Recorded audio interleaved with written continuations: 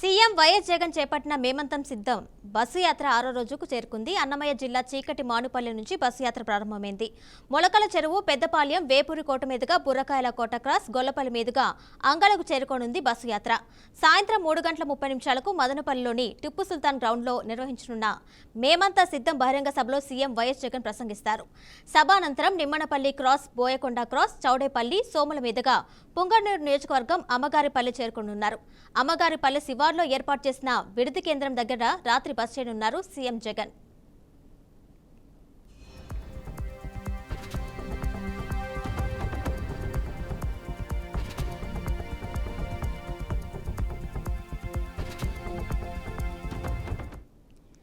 దీనిపై మరింత సమాచారం మా ప్రతినిధి గోపి అందిస్తారు. గోపి, చెప్పండి, 6వ రోజు మేమంతా సిద్ధం బస్ యాత్ర సంబంధించిన అప్డేట్స్. కిరణ్మయ్య, మొత్తం మీద అంటే చిత్తూరు జిల్లాకి మరి కాసేపట్లోకి చేరుకోబోతున్నారు ముఖ్యమంత్రి వైఎస్ జగన్మోహన్ రెడ్డి. మేమంతా సిద్ధం అంటూ కూడా బస్సు యాత్ర గత కొద్ది రోజుల నుంచి కూడా చేపడుతున్న నేపథ్యంలో అన్నమయ్య జిల్లాకి అంటే ఉమ్మడి చిత్తూరు జిల్లాలో మదనపల్లికి మరి కాసేపట్లో చేరుకోబోతున్నారు. అయితే రాయలసీమ జిల్లాల్లో పలు ప్రాంతాలు ఇప్పటికే ఆయన బస్సు యాత్ర చేపట్టడం జరిగింది. దీనికి సంబంధించి అంటే కడప జిల్లాలో కూడా అక్కడి నుంచే మొదటిసారి ప్రారంభించడం జరిగింది. అయితే ఇవాళ రేపు కూడా ఇవాళంతా కూడా మదనపల్లిలో కార్యక్రమాలు జరుగుతాయి. బస్ యాత్రకు సంబంధించి ఇప్పటికే కూడా పార్టీ కేడర్ మంత్రి పెద్దిరెడ్డి రామచంద్రారెడ్డి, ఇక మంత్రులు, ఎమ్మెల్యేలు, ఎమ్మెల్యే అభ్యర్థులు, ఎంపీ అభ్యర్థులు వీళ్ళందరూ కూడా మదనపల్లికి చేరుకోబోతున్నారు. భారీ అంటే సభతో పాటు బస్సు నుంచి ఆయన ర్యాలీ కూడా నిర్వహించే అవకాశం ఉంటుంది. ప్రతి కూడల్లో కూడా ఆయన అంటే ప్రసంగిస్తారు. అయితే గత 5 సంవత్సరాల నుంచి కూడా ప్రభుత్వం అంటే వైసీపీ ప్రభుత్వం అధికారంలోకి వచ్చిన తర్వాత చేసినటువంటి అభివృద్ధి కార్యక్రమాల విషయాల్లో కావచ్చు, లేదంటే ప్రజలకు ఇచ్చినటువంటి సంక్షేమ పథకాల అమలు విషయాల్లో కావచ్చు, ఇవన్నీ కూడా ఆల్రెడీ ఆయన గత కొద్ది రోజుల నుంచి ప్రతి సమావేశంలో కావచ్చు, సభల్లోనూ ర్యాలీలోనూ మాట్లాడుతూ వస్తున్నారు. ఎందుకంటే 1వ తారీఖే పింఛను ఇచ్చే విధానం కానీ, లేదంటే వాలంటీర్ల వ్యవస్థ కావచ్చు, లేదంటే దాని తర్వాత గ్రామ సచివాలయాల వ్యవస్థను అంటే అభివృద్ధి చేసిన తర్వాత ఇలాంటి కార్యక్రమాలన్నీ కూడా రైతులకు సంబంధించిన అంశాలు ఇవన్నీ కూడా అంటే అందరికీ కూడా మంచి జరుగుంటేనే మరోసారి వైసీపీ ప్రభుత్వాన్ని ఆదరించండి అంటూ కూడా ఆయన మాట్లాడుతున్నారు. కాబట్టి మదనపల్లికి సంబంధించినటువంటి అంశాల్లో కొన్ని మదనపల్లిని జిల్లాను సపరేట్ గా చేయాలనేటువంటి ఒక ప్రతిపాదన ఎన్నో రోజుల నుంచి ఉంది. ఎందుకంటే గత పునర్విభజన అంటే జిల్లాల పునర్విభజనలో భాగంగా అప్పట్లో అన్నమయ్య జిల్లాని డిక్లేర్ చేయడం జరిగింది. అయితే దాన్ని మార్చి మదనపల్లి జిల్లాని అభివృద్ధి చేయాలి, ఆ మదనపల్లి జిల్లాను ప్రత్యేకంగా ప్రకటించాలనేది ప్రధానంగా అక్కడ ఉన్నటువంటి స్థానికుల కోరిక. ఆ మేరకు కూడా ఒక ప్రకటన చేసే అవకాశం అయితే ఉంటుంది. అయితే అందరూ కూడా ఈ విషయానికి సంబంధించి ఆతృతగా ఎదురు చూస్తున్నారు. మరోవైపు మరి కాసేపట్లో చేరుకోబోతున్నారు కాబట్టి పెద్దిరెడ్డి రామచంద్రారెడ్డి ఇప్పటికే కూడా అంటే గత 2 రోజుల నుంచి కూడా బస్సు యాత్రకు సంబంధించి ఏర్పాట్లు చేసుకోవడం జరిగింది. మంత్రులు, రోజా వీళ్ళందరూ కూడా. అయితే పోలీసులకు సంబంధించి ఎటువంటి అవాంఛనీయ ఘటనలు జరగకుండా కట్టుదిట్టమైన చర్యలు తీసుకున్నారు. మరోవైపు ఎలక్షన్ అధికారులు కూడా అది ఏ పార్టీ అయినా సరే, అది ముఖ్యమంత్రి స్థాయిలో ఉన్నప్పటికీ కూడా ఎక్కడా కూడా ఎన్నికల కోడ్కి సంబంధించి విఘాతం వాళ్ళు ఇప్పటికీ కూడా ప్రత్యేక ఆదేశాలు ఉన్నటువంటి అక్కడ ఏర్పాట్లు చేసినటువంటి వాళ్ళకందరికీ కూడా ఇవ్వడం జరిగింది. మొత్తం మీద ఇవాళంతా కూడా మదనపల్లిలో మధ్యాహ్నం వరకు ఆయన ర్యాలీ, బస్సు యాత్ర ఇవన్నీ కొనసాగుతాయి. రేపు కూడా తిరుపతి జిల్లా కావచ్చు, లేదా చిత్తూరు జిల్లాలో ఆయన ర్యాలీ, బస్సు యాత్ర దాదాపుగా ఒక 60 కిలోమీటర్ల వరకు కూడా కొనసాగే అవకాశం అయితే ఉంటుంది. దానికి సంబంధించి కూడా అన్ని ఏర్పాట్లు కూడా చేసుకోవడం జరిగింది.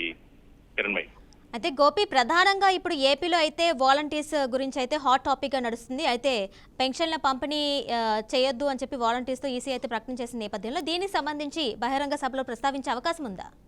ఖచ్చితంగా. ఎందుకంటే వాలంటీర్ వ్యవస్థను తీసుకొచ్చిన తర్వాత వాళ్ళందరూ కూడా స్వచ్ఛంద సేవకులుగానే అప్పటి నుంచి కూడా వైసీపీ ప్రభుత్వం పరిగణనలోకి తీసుకోవడం జరిగింది. వాళ్ళు కేవలం ప్రజలకు సేవ చేసేందుకే వాలంటీర్లకి అంటే అవకాశం కల్పిస్తూ కూడా అది కుల మతాలకు అతీతంగా అంటే ఎక్కడ కూడా పార్టీకి అంటిపెట్టుకుని ఉండే విధంగా లేకుండా కూడా అలాంటి వారికి మాత్రమే అవకాశం కల్పిస్తూ కూడా నిర్ణయం తీసుకోవడం జరిగింది. లేదంటే 1-2 చోట్ల మాత్రం కొన్ని తప్పిదాలు జరుగుంటాయి. కానీ ఆ వాలంటీర్ వ్యవస్థని ఇవాళ ఎన్నికలకు సంబంధించి దూరంగా పెట్టాలని ఒక నిబంధన తీసుకొచ్చిన నేపథ్యంలో వాళ్ళందరూ కూడా ఇప్పుడు దూరం అవ్వడం జరిగింది. అందువల్లనే ఇప్పుడు నిన్న 1వ తారీఖు అయినప్పటికీ కూడా ఎంతో మంది పేదలకి ఇప్పటికి వరకు కూడా వాళ్ళకి అంటే ఈ పెన్షన్ల విషయంలో కావచ్చు, లేదంటే గత 10-15 రోజులు ఎలక్షన్ కమిషన్ నోటిఫికేషన్ ఇచ్చినప్పటి నుంచి కూడా ఎక్కడా కూడా వాళ్ళకందరికీ కూడా ఎటువంటి కార్యక్రమాలు కూడా చేసుకోవడం లేదు.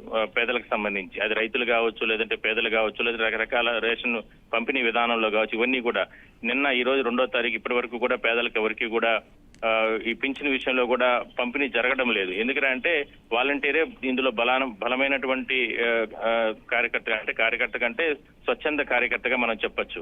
అయితే దీన్నే వైసీపీ కూడా గతంలో అంటే సజ్జల రామకృష్ణారెడ్డి కానీ ముఖ్యమంత్రి కానీ లేదంటే పార్టీ కేడర్ అందరూ కూడా తప్పుపడుతున్నారు. వాలంటీర్లని రాజకీయాల్లోకి తీసుకొచ్చి వాలంటీర్లని ఇబ్బంది పెట్టే రకంగా, ఇవాళ ప్రజలకు ఇబ్బంది పెట్టే రకంగా వాళ్ళందరినీ కూడా దూరం చేశారు ప్రతిపక్షాలంటూ కూడా వాళ్ళు కూడా మాట్లాడడం జరిగింది. కాబట్టి వాళ్ళ వల్లనే ఇవాళ ప్రతిపక్షాలు లేవనెత్తినటువంటి అంశాల వల్లనే వాళ్ళు చెప్పినటువంటి విధానంగా ఎన్నికల కమిషన్ నిర్వర్తించిన కారణంగానే ఇవాళ పేదలకు అందరికీ కూడా ఈ సంక్షేమ పథకాలు అందడం లేదు, ఆలస్యం అవుతుంది. అయినప్పటికీ కూడా ప్రభుత్వ యంత్రాంగంతో వాళ్ళకందరికీ కూడా మరో 2-3 రోజుల్లో ఈ అంటే పెన్షన్లు పంపిణీ విధానంతో పాటు ఈ రేషన్ అంటే 1వ తారీఖు తర్వాత నుంచి కూడా రేషన్ పంపిణీ చేయాలి. కాబట్టి ఆ రేషన్ సంబంధించినటువంటి పంపిణీ కార్యక్రమాలు కూడా చేపడతామన్నటువంటి మాట ప్రభుత్వ పెద్దలు చెప్తున్నారు. కాబట్టి వాలంటీర్ వ్యవస్థ అనేది చాలా కీలకం. అలాంటిది ఇవాళ దూరమైన నేపథ్యంలోనే కాస్త ఇబ్బందులు అయితే ఉన్నాయంటూ కూడా పార్టీ అధినేత వైఎస్ జగన్మోహన్ రెడ్డి కూడా చెప్పడం జరిగింది. ఇవన్నీ కూడా తాత్కాలికం, వచ్చేది మళ్ళీ వైసీపీ ప్రభుత్వమే. కాబట్టి అందరూ ఆదరించండి, వాలంటీర్లు మళ్ళీ కొనసాగుతారు. వాళ్ళందరికీ కూడా ప్రజలకందరికీ కూడా చేయాల్సిన కార్యక్రమాలన్నీ కూడా ప్రభుత్వం